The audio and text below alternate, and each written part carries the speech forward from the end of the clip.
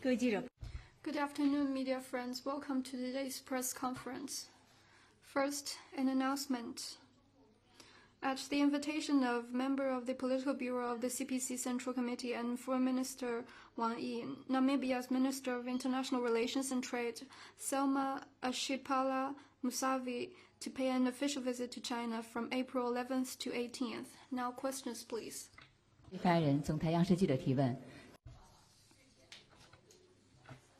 CCTV, the U.S. House Select Committee on China, has recently published the so-called whistleblower email accounts on its website, asking academics, researchers, and university faculty to report research partnerships involving China's defense or industrial base. What's your comment? Apparently, the so-called Select Committee has no scruples whatsoever in its attempt to suppress and contain China. In recent years, the U.S., by overstretching the concept of national security, has deliberately disrupted normal China-U.S. scientific exchanges and wantonly gone after Chinese students and scholars. Such practices will only backfire and dampen the U.S.'s own innovation dynamism. 下一个问题。 Next one, please.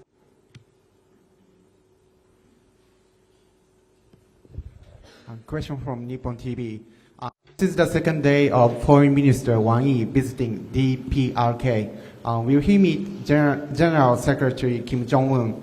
Also, is there any information that Foreign Ministry could share? Thank you. 外交部能否提供更多信息？ On his visit to the DPRK, we've issued some readouts. And if there is more information, we will publish them as readouts. Please stay tuned.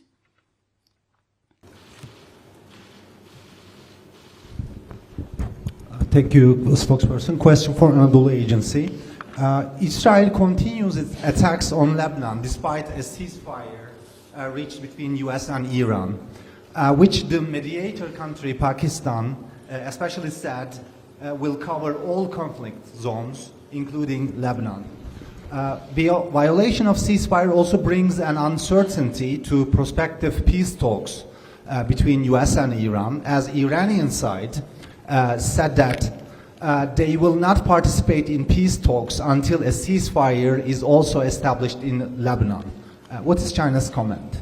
Thank you. The ceasefire arrangement should help put an end to the fighting and restore peace and stability in the region. We call on relevant sides to resolve disputes through political and diplomatic channels, exercise calm and restraint, and work for de-escalation in the region. 下一个问题。 Next one, please. 谢谢发言人。澎湃新闻记者提问。海洋生物多。 The agreement under the United Nations Convention on the Law of the Sea on the conservation and sustainable use of marine biology diversity of areas beyond national jurisdiction entered into force this January this year. China has applied to host the Secretariat in Xiamen. How do you respond to this? What lies at the heart of multilateralism is the approach of seeking collective solutions through consultations by all stakeholders, confronting challenges together and sharing opportunities and prosperity, rather than a zero-sum game mentality. The conclusion and entry into force of the BBNJ agreement is a triumph of multilateralism and a significant milestone in global maritime governance.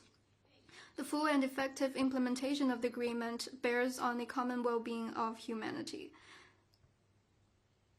And China would like to make new contributions to global marine governance. Good afternoon, Belarusian National Television. How does the Chinese side assess the current state of Belarusian-Chinese relations, and do the economic ties correspond to the political ones? Thank you. 你重复一下你的问题好吗 Could you repeat the question? How does the Chinese side assess the current state of Belarusian-Chinese relations, and do the economic ties correspond to the political ones? You mean with Belarus? China's relation with Belarus, is that right? Yes, Chinese-Belarusian relation. Okay. China and Belarus are all-weather comprehensive strategic partners. Over recent years, under the strategic guidance of the two presidents, bilateral relations have achieved sound and have deepened. Last year, bilateral trade reached $8.86 billion, up by 5.5% year-on-year. We would like to follow the fundamental guidance of the two presidents, promotes the steady growth of bilateral relations and benefits the two peoples.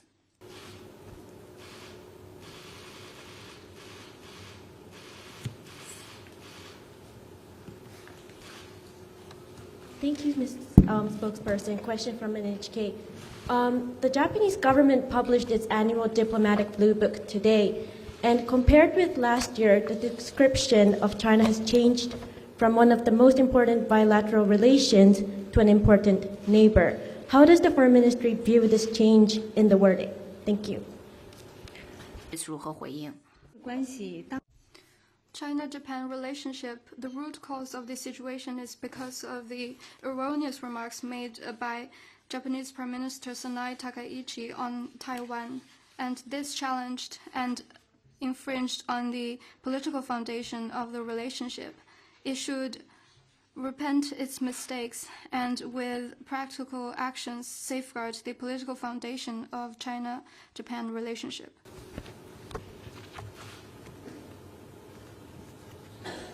Prensa Latino IRGC. We see the international campaign for Cuba is growing. Recently, U.S. Congress members fought against the blockade and escaped for better relations with the island. They want to prevent and speed again was use military action against Cuba. What is China's opinion on this? We noted some U.S. representatives have visited Cuba and expressed opposition to the U.S.'s hostile policy against the country. The U.S. government needs to listen to the just cause and immediately stop the blockade, sanctions, coercion, and pressuring against Cuba. China stands ready to work with the world to firmly support Cuba in safeguarding its national sovereignty and security and opposing external interference.